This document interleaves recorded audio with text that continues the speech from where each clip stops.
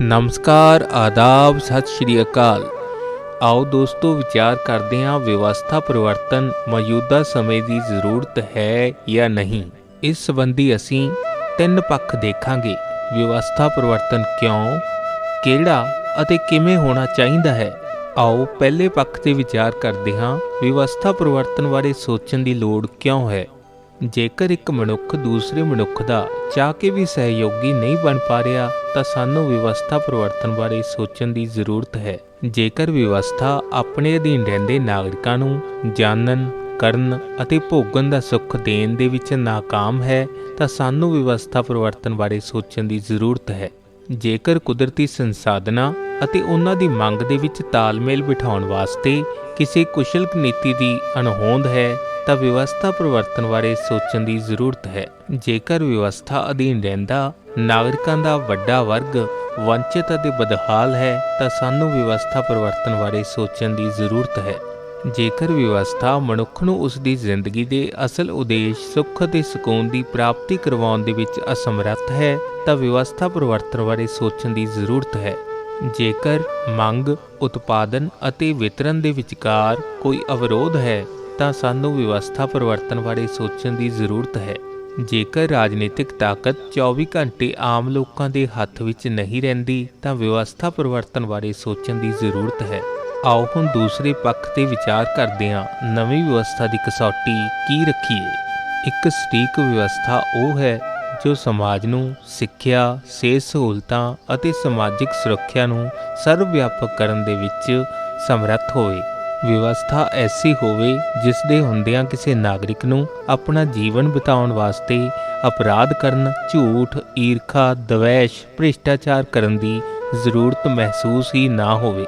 ਵਿਵਸਥਾ ਐਸੀ ਹੋਣੀ ਚਾਹੀਦੀ ਹੈ ਕਿ ਨਾਗਰਿਕ ਆਪਣੇ ਆਪ ਨੂੰ ਛੋਟਾ ਵੱਡਾ ਜਾਂ ਅਮੀਰ ਗਰੀਬ ਮਹਿਸੂਸ ਨਾ ਕਰੇ।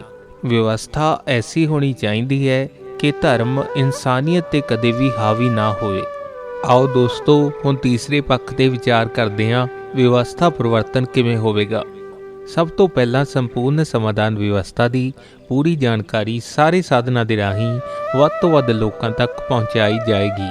ਇਸ ਵਿਵਸਥਾ 'ਤੇ ਵਿਚਾਰ ਵਟਾਂਦਰਾ ਅਤੇ ਚਰਚਾ ਕਰਨ ਵਾਸਤੇ ਇੱਕ ਖੁੱਲ੍ਹਾ ਮੰਚ ਸੰਸਥਾ ਵੱਲੋਂ ਸਭ ਲਈ ਹਮੇਸ਼ਾ ਰਹੇਗਾ, ਜਿੱਥੇ ਕੋਈ ਵੀ ਆਪਣੇ ਵਿਚਾਰ ਸਾਂਝੇ ਕਰ ਸਕੇਗਾ।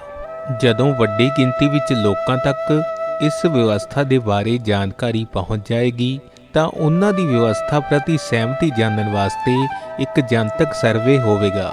ਲਗਭਗ 60% ਲੋਕਾਂ ਦੀ ਸਹਿਮਤੀ ਬਣਨ ਤੋਂ ਬਾਅਦ ਹੀ ਇੱਕ ਰਾਜਨੀਤਿਕ ਪਾਰਟੀ ਦਾ ਗਠਨ ਹੋਵੇਗਾ ਜੋ ਕਿ ਲੋਕ ਸਭਾ ਦੀ ਚੋਣ ਲੜੇਗੀ। ਭਾਰੀ ਬਹੁਮਤ ਦੇ ਨਾਲ ਸੰਸਦ ਵਿੱਚ ਪਹੁੰਚ ਕੇ ਮੌਜੂਦਾ ਵਿਵਸਥਾ ਦੀ ਥਾਂ ਨਵੀਂ ਵਿਵਸਥਾ ਨੂੰ ਲਾਗੂ ਕਰ ਦਿੱਤਾ ਜਾਵੇਗਾ। 2 ਤੋਂ 3 ਸਾਲ ਦੇ ਵਿੱਚ ਮੌਜੂਦਾ ਵਿਵਸਥਾ ਨੂੰ ਨਵੀਂ ਸੰਪੂਰਨ ਸਮਾਧਾਨ ਵਿਵਸਥਾ ਦੇ ਵਿੱਚ ਤਬਦੀਲ ਕਰ ਦਿੱਤਾ ਜਾਵੇਗਾ, ਉਹ ਵੀ ਕਿਸੇ ਨੂੰ ਤਕਲੀਫ ਦਿੱਤੇ ਬਿਨਾਂ। ਬਦਲਾਵ ਦੇ ਸਮੇਂ ਦੇ ਦੌਰਾਨ ਨਾਗਰਿਕਾਂ ਨੂੰ ਯੂਨੀਵਰਸਲ ਬੇਸਿਕ ਇਨਕਮ ਉਪਲਬਧ ਕਰਵਾਈ ਜਾਏਗੀ। ਪੂਰਨ ਰੂਪ ਦੇ ਵਿੱਚ ਵਿਵਸਥਾ ਪਰਿਵਰਤਨ ਤੋਂ ਬਾਅਦ ਹਰ ਨਾਗਰਿਕ ਖੁਸ਼ਹਾਲ, ਸੰਪੰਨ ਅਤੇ ਭਰਪੂਰ ਜ਼ਿੰਦਗੀ ਦਾ ਆਨੰਦ ਮਾਣ ਸਕੇਗਾ। ਆਓ ਹੁਣ ਗੱਲ ਕਰਦੇ ਹਾਂ ਸੰਪੂਰਨ ਸਮਾਧਾਨ ਵਿਵਸਥਾ ਦੇ ਨਾਗਰਿਕਾਂ ਨੂੰ ਕੀ ਮੁੱਖ ਲਾਭ ਹੋਣਗੇ। ਰਾਜਨੀਤਿਕ ਤਾਕਤ ਹਮੇਸ਼ਾ ਵੋਟਰਾਂ ਦੇ ਹੱਥ ਦੇ ਵਿੱਚ ਹੀ ਰਹੇਗੀ। ਸਭ ਨਾਗਰਿਕਾਂ ਦਾ ਜੀਵਨ ਹਮੇਸ਼ਾ ਖੁਸ਼ਹਾਲੀ ਅਤੇ ਸੰਪੰਨਤਾ ਨਾਲ ਭਰਪੂਰ ਰਹੇਗਾ।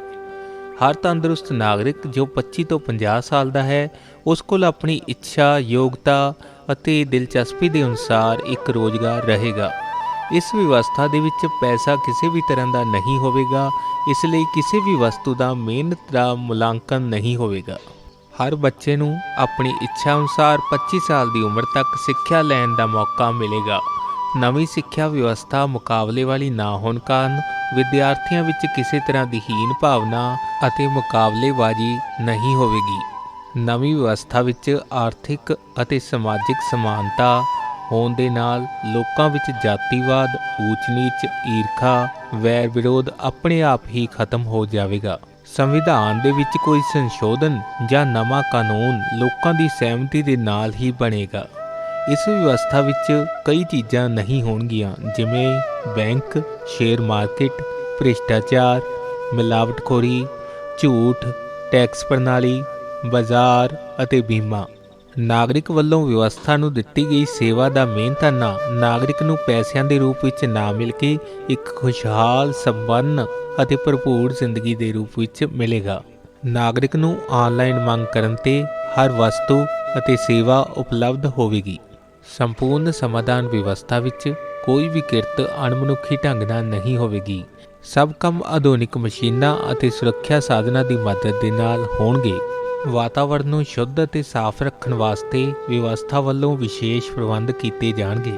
ਸੰਪੂਰਨ ਸਮਾਧਾਨ ਵਿਵਸਥਾ ਹਰ ਨਾਗਰਿਕ ਦੇ ਪ੍ਰਤੀਪਾਲਕ ਦਾ ਕਿਰਦਾਰ ਅਦਾ ਕਰੇਗੀ। ਇਸ ਇਨਸਾਫਕਾਰੀ ਵਿਵਸਥਾ ਨੂੰ ਲਿਆਉਣ ਦਾ ਢੰਗ ਸ਼ੁੱਧ ਲੋਕਤਾਂਤਰਿਕ ਹੋਵੇਗਾ। ਨਾਗਰਿਕਾਂ ਨੂੰ ਵਿਵਸਥਾ ਪਰਿਵਰਤਨ ਵਾਸਤੇ ਧਰਨੇ, ਰੋਸ ਮੁਜ਼ਾਹਰੇ, ਅੰਦੋਲਨ, ਮਰਨ ਵਰਤ ਜਾਂ ਕਿਸੇ ਦੀ ਖਿਲਾਫਤ ਕਰਨ ਦੀ ਜ਼ਰੂਰਤ ਨਹੀਂ ਪਵੇਗੀ। ਲੋਕ ਸਹਿਮਤੀ ਵਿਵਸਥਾ ਪਰਿਵਰਤਨ ਦਾ ਆਧਾਰ ਰਹੇਗੀ। ਵੱਧ ਜਾਣਕਾਰੀ ਵਾਸਤੇ ਸੰਪੂਰਨ ਸਮਾਧਾਨ ਕਿਤਾਬ ਪੜ੍ਹੋ ਜਾਂ ਯੂਨੀਵਰਸਲ ਲਾਈਫ ਮੈਨੇਜਮੈਂਟ ਸੰਸਥਾ ਦੇ YouTube ਚੈਨਲ, ਫੇਸਬੁੱਕ ਪੇਜ ਤੇ ਜਾਣਕਾਰੀ ਭਰਪੂਰ ਵੀਡੀਓ ਦੇਖੋ। ਵੱਧ ਜਾਣਕਾਰੀ ਵਾਸਤੇ ਤੁਸੀਂ ਸੰਸਥਾ ਦੇ ਨੁਮਾਇੰਦੇ ਓਂਕਾਰ ਸਿੰਘ ਜੀ ਨਾਲ ਮੋਬਾਈਲ ਨੰਬਰ 84 378 23513 ਤੇ ਰਾਬਤਾ ਕਾਇਮ ਕਰ ਸਕਦੇ ਹੋ। ਆਓ ਲੋਕ ਸਹਿਮਤੀ ਦੇ ਨਾਲ ਵਿਵਸਥਾ ਪਰਿਵਰਤਨ ਕਰੀਏ ਅਤੇ ਜਿਉਂਦੇ ਜੀ ਇਸ ਧਰਤੀ ਤੇ ਜੰਨਤ ਦਾ ਆਨੰਦ ਮਾਣੀਏ। ਹਿੰਦੀ ਭਾਸ਼ਾ ਦੇ ਵਿੱਚ ਵੱਧ ਜਾਣਕਾਰੀ ਵਾਸਤੇ ਤੁਸੀਂ ਸੰਸਥਾ ਦੇ ਸੰਸਥਾਪਕ ਅਤੇ ਸੰਪੂਰਨ ਸਮਾਧਾਨ ਵਿਵਸਥਾ ਦੇ ਖੋਜਕਰਤਾ ਪ੍ਰੇਮਜੀਤ ਸਰੋਹੀ ਜੀ ਨਾਲ ਮੋਬਾਈਲ ਨੰਬਰ 90 133 83 424 ਤੇ ਗੱਲਬਾਤ ਕਰ ਸਕਦੇ ਹੋ। ਕੀਮਤੀ ਸਮਾਂ ਦੇਣ ਵਾਸਤੇ ਤੁਹਾਡਾ ਬਹੁਤ ਬਹੁਤ ਧੰਨਵਾਦ।